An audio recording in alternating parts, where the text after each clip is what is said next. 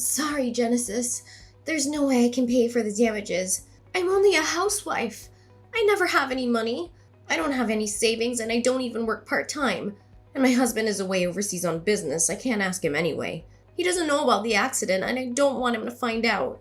He'll be furious with me and he might even divorce me. You don't understand how hard this is for me. Yeah, but you crashed into my house. You should be showing more remorse. I mean, you totally destroyed a brand new house. We just moved in last week, and we spent all our savings on it. It was our dream home, and you ruined it. It's a miracle no one was killed. Oh, come on. That's an exaggeration. It's not like you can't live in it anymore. It's just a little damage. Nothing that can't be fixed. You're making a big deal out of nothing. What are you talking about? There is an enormous hole in the living room wall. Who the hell is going to live in a house like that? It's not safe and comfortable. The whole structure could collapse at any moment. And what about the weather? It's winter and it's freezing outside. How are we supposed to keep warm with a gaping hole in our house? And what about the security? Anyone could just walk in and rob us or harm us. We're not safe in our own home anymore. Can't you just live upstairs? When I was in high school, my friend's house caught on fire. They couldn't afford to fix it, so they just boarded up the hallway and lived in the non-burnt part. Problem solved. They just adapted to their situation and made the best of it. You should do the same thing. Just live upstairs and forget about the downstairs. It's not that hard. What? I'm not going to just live upstairs. It's not a solution. It's a nightmare. We paid for this house. We deserve to live in this house. We're not going to give up on our dream home because of your mistake. Okay. I've got a solution. I'll take the house off your hands. I'm good at the old DIY. I'll do all the repairs myself. I bet you I'll do a better job of it than the building company you used. They never give it a loving touch. You'll see. It'll be better than before in no time. So where are we supposed to live? There are plenty of rooms to rent down by the docks. They used to house the families of the dock workers before the shipping companies all unionized and collapsed when they couldn't afford the demands of the workers. There are some great deals down there. You'll find somewhere. And it's your place we're talking about. You'll figure it out. You're the one who caused all this when you drove your damn car through my living room. You saying that doesn't change the fact that I can't pay for the repairs and you don't want to put a little effort in and live upstairs. My company went bankrupt last year and I've been a penniless housewife ever since. I couldn't pay for anything even if I wanted to. And it's your fault for not having insurance. What were you thinking? Someone could lose control of their vehicle and slam straight into your house. Without insurance, you'd be screwed. That's exactly what happened.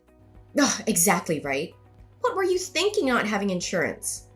I think you've learned a valuable lesson here. No. If you'd had third-party insurance, we wouldn't be in this mess. Don't you go try to blame me for this. Next, you'll be saying it's my fault for building a house right where you lost control. Good point that. You have to pay for the damages. It's only fair. 200,000? You think I have that kind of money lying around? You must be joking.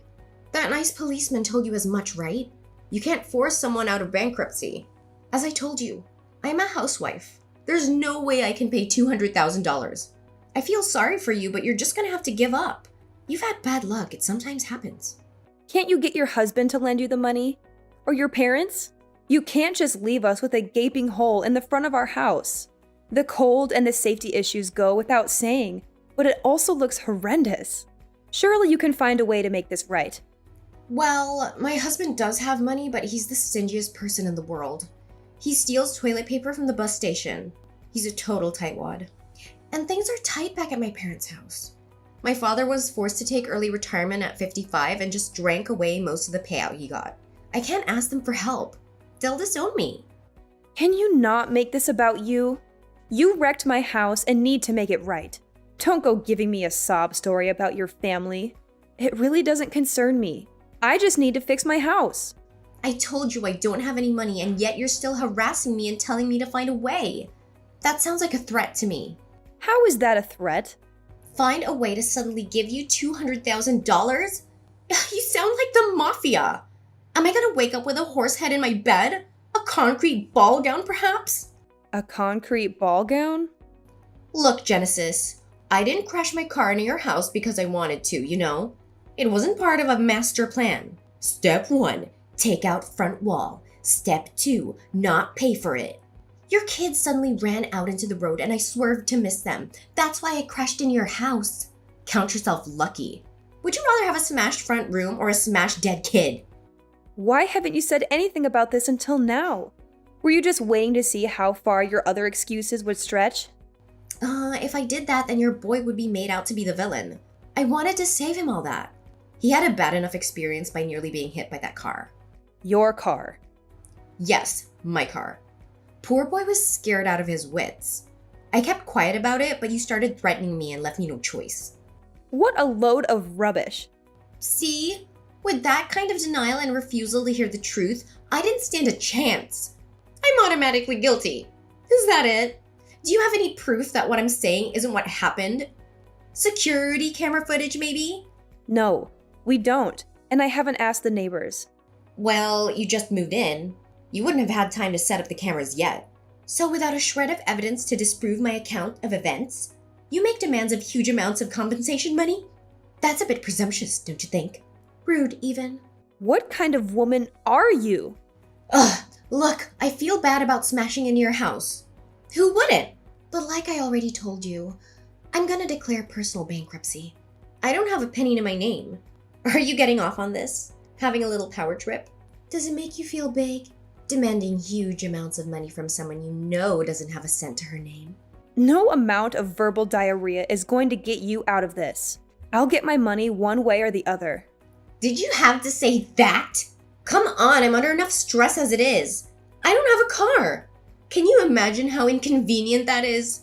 Unbelievable!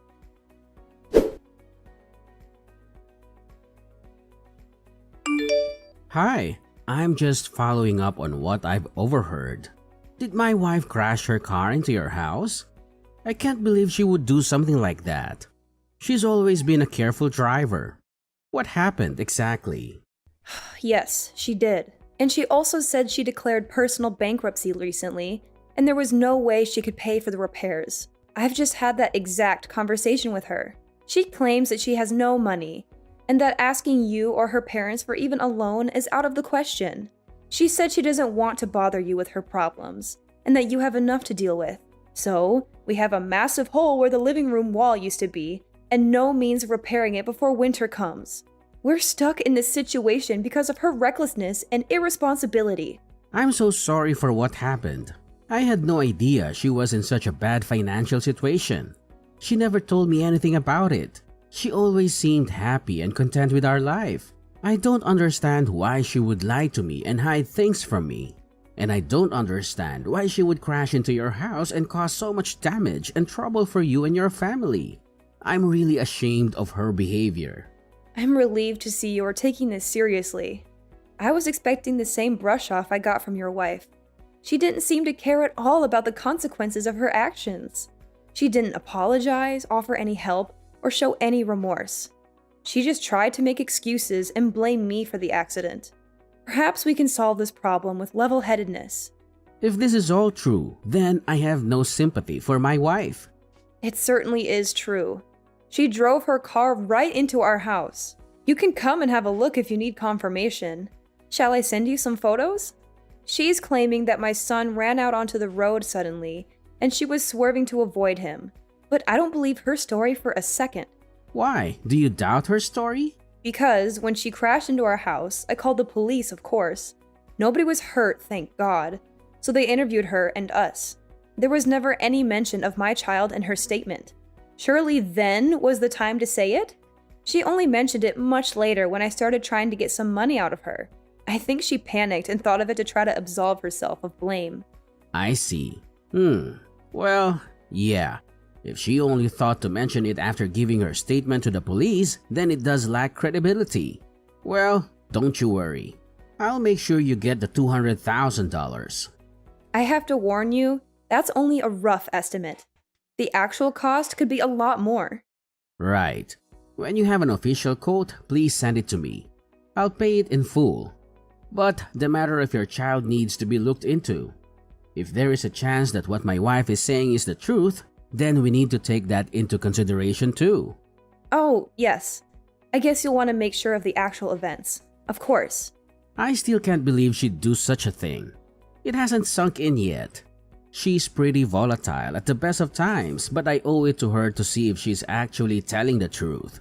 She is my wife, after all. I understand. I'll get back to you when I've spoken to the police again. Right. Thank you. I'm heading home.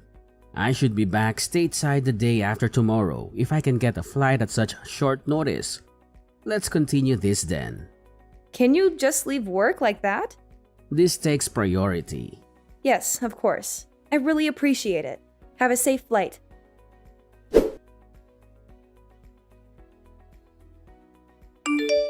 Hey, how long were you planning on ringing my doorbell? If you ring and no one comes through the door, that should tell you no one is home. It's common sense. Anyway, I've disconnected it. I know you're in there, so just open the door already. You'll regret not talking to me. There you go, threatening me again. Who's out there with you? Some of your Sicilian friends? I'll regret opening the door. I've already told you I'm insolvent. I can't even pay for my car to be fixed. I forbid you to declare bankruptcy. What's the sudden change of attitude? Who is this? This is your husband, Charles. What? Where are you? I thought you weren't coming back for another few months. I heard about what happened and dropped everything. You've really gone and done it this time. What the hell were you thinking? Did you think you'd get away with it? Hang on a second. That's not what happened at all. I've explained everything that happened to Genesis and she started threatening me. What are you talking about? You drove your car into her house. She's trying to discuss the matter with you and you are trying to wriggle out of paying for the damages you caused by claiming bankruptcy. Like I told Genesis, I'm not the only one to blame here. Her son came out of nowhere. I had no choice but to take evasive action. If I hadn't done that, we'd be having a much more serious conversation. I've heard all about that too. It seems you only remember this as an afterthought. Why on earth would you not tell it to the police? I told Genesis this. If I just told the truth, her son would have appeared to be the cause of it all. I imagined the poor little guy shouldering the blame for having caused a car to destroy his house. I thought about the burden of shame that he would have felt for the rest of his life. I was looking out for him. I was thinking of his future. How many more lies are you going to keep adding to your story? It would be best if you just came clean and faced up to what you've done. No way. I'm not paying a nickel. I'm not the one who caused this. I did nothing wrong. If you still demand that I pay, I will declare bankruptcy. $200,000 is a huge amount of cash. I can't possibly pay it. I am a victim. Her son is the real cause of this. All I did was try and save his life, and this is the thanks I get? Thank you, Brittany, for saving my son's life. Now give me all your money. Now my own husband has taken the other side. I'm betrayed. How terrible it is to be cast aside by the one you love most. There is security camera footage from the house across the road, however. Oh, and? There doesn't seem to be any sign of the child you said you swerved to miss hitting. It would appear that you swerved for some unknown reason and accelerated into Genesis' house. That is what the video footage shows. Would you care to explain that? How about telling the truth this time? There is video footage, then. Yep, from the house across the street. They had recently installed the latest kind, so it is shown clearly. Genesis received a copy yesterday. The police, of course, also have a copy. I've seen it too. I watched it over and over, trying to see if I could detect even the smallest hint of a child in the picture. However you try and frame it, you are 100% to blame. And the driver is shown clearly? Yes, it is you without a doubt. You might have gotten lucky with one of those old grainy black and white cameras people used to use, but this was broad daylight and the video was 4K quality. I could even see the top of your snake tattoo that comes up the side of your neck. And the final nail in the coffin? You are taking a swig from a can of beer. There is no way out of this. It's a DUI at the least. Probably willful damage too. Not a lawyer in the country would touch it. Not even Johnny Cochran would take the case. By trying to hide it and blame it on a child, You've made it exponentially worse. Did you think you'd get lucky and be able to blame Genesis' son and get away with not paying anything? Wait, maybe I'm remembering it wrong. Maybe I just thought I saw a kid come flying out in front of me. But it's nowhere near a DUI. I was thirsty. All there was in the fridge was a beer, so I took it. A single beer. I spoke to the police right after it happened, and they didn't breath test me. What does that tell you? So what are you trying to say? You know there are laws in this state forbidding open alcoholic drinks in vehicles. You were drunk and drove into someone's house. Somehow, getting lucky that no one was in the living room, you are caught on camera drinking a beer and you would still try to get out of paying reparations? I'm astounded. I mean, I knew you were a little crazy, but I always found that unpredictable part of you fun. But you seem to be able to add lie upon lie without the slightest feeling of guilt. I'm sorry. I was lonely with you being away. Lonely? So who was the man in the passenger seat? Yes, Brittany. I saw him in the video. Oh, that's in there too, huh? I guess I should complain then. You think? This should have all been told to the police when they first arrive on the scene. You've tried to cover it up with all your lies. I was overseas, away from my family, trying to satisfy my boss in order to get a promotion, and all the while you were off drinking and driving into people's houses and having an affair? Wait, I repent. I've seen the error of my ways. I'll never do it again. I throw myself on your mercy. Forgive me. I was lonely on my own. You'd have done the same thing. I'm not a monster. I won't divorce you right away. For a start, you are now indebted to me to the tune of $200,000 to be paid as soon as your first paycheck arrives. First paycheck? You know I don't have a job. The first day of the rest of your life starts today. Get to work. First, you'll need a job, but I have taken care of it. And until it is all paid back in full, I'll be watching your every move. And I've enlisted the help of your father too. My father? Why did you go and do that for? He'll disown me. This is the end. He's been very helpful. He's going to introduce you to a friend of his who owns a factory. You can start there on Monday. See, I've taken care of it. I have done my best to clean up this mess you've gotten yourself into. A factory? What do I know about working in a factory? I've been a housewife for the last 10 years and suddenly you want me to work in a factory? What, is it a clothing factory? I don't know how to make clothes. No, nothing as glamorous as that. It's a sardine cannery. Oh, God. And you are not to quit until the loan is paid in full. That's a lot of sardine cans. But who knows? You might make line or even shift manager. You'd get a small promotion. Cheer up, it's not like it's a terrible place to work with a bad safety record and lots of mysterious injuries. And you'll be paid for your work. It could have been so much worse, making car license plates in prison. And, best of all, there is a workers' dormitory you can live in. You'll be able to cut back on living costs. Hang on. I can't do physical labor. I haven't even walked further than the mall for more than 10 years. Please, Charles, I'll get a part-time job and pay you back little by little. This is Genesis again. It would appear that Charles has nothing further he wishes to say to you. No, what? Just listen to me. Why won't anyone hear me out? Okay, let's do it inside the house, shall we? I have an agreement for you to sign. If you refuse, I'll have no other choice than to call the police. Okay, I got it. I'll open the door. Hey, Genesis. Could you have a go at trying to make Charles see sense? You what? There is absolutely no way I can work in a factory or live in a dormitory until I've paid back $200,000. It sounds like a prison sentence. I won't be able to see my kids. He's taken this all too far. Too far? So you think you'd be better off in an orange jumpsuit in prison? Shall I call the police and see what they make of the new evidence that has come to light? I can easily win in court, and probably get a lot more than $200K. I have all the evidence I need. The judge wouldn't take long to make a decision, I bet. No, You aren't in any position to make demands. Don't worry.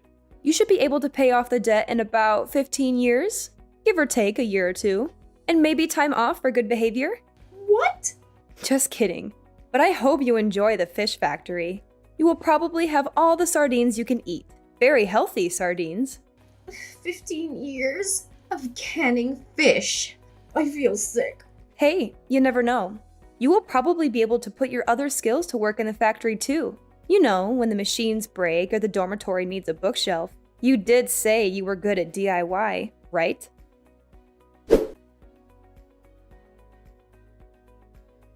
After that, Charles took Brittany back to her hometown and got her settled into the factory workers' dormitory at the sardine factory. Brittany's father went along too to introduce her to the owner. Apparently, it's back-breaking work loading the boxes of cans in the trucks. Working conditions are cramped, and the other workers are all from different countries, so it's difficult to communicate. The pay isn't bad once you are used to it and can work quickly.